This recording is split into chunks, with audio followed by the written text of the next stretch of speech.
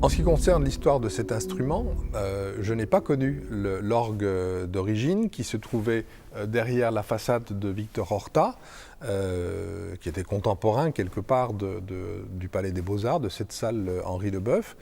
Et cet instrument-là, que je n'ai donc jamais entendu, jamais joué, il a été victime d'un incendie à la fin des années 60. Et je crois qu'à l'époque déjà, il ne fonctionnait plus très bien.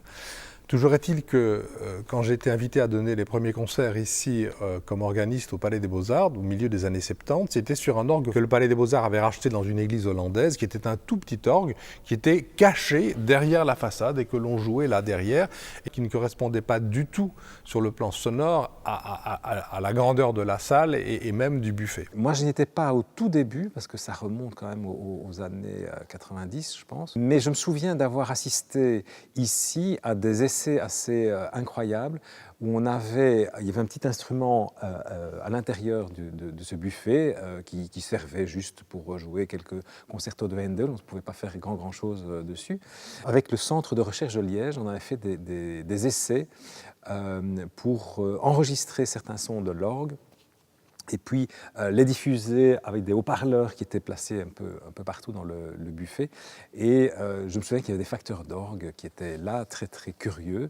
Et on avait déjà à ce moment-là entendu des choses assez incroyables avec le mélange de sons électroniques et des sons de l'orgue proprement dit. Et on a organisé à Saint-Rémy-de-Provence un colloque en 1989 en réunissant toute une série de spécialistes, d'organistes, de compositeurs, de gens qui travaillaient la musique électronique, etc., pour réfléchir à l'avenir de l'orgue et à faire ici à Bruxelles, au Palais des Beaux-Arts, un instrument du XXIe siècle. Alors en fait, j'ai été contacté ici pour venir par Bernard Faucroul, qui m'a appelé, je me souviens, j'étais en tournée aux États-Unis, il me dit voilà, est-ce que tu pourrais nous aider pour l'orgue du Palais des Beaux-Arts, etc. Bon.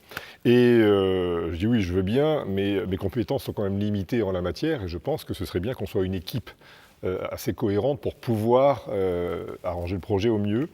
Et j'ai tout de suite demandé à ce qu'un technicien conseil se joigne à nous, et c'est comme ça qu'Éric Brottier est venu également, ce qui nous a permis à la fois d'avoir un aspect plutôt technique joint à l'aspect artistique. Les deux sont vraiment indissociables dans le cadre d'un projet comme ça, si on veut vraiment garantir le succès.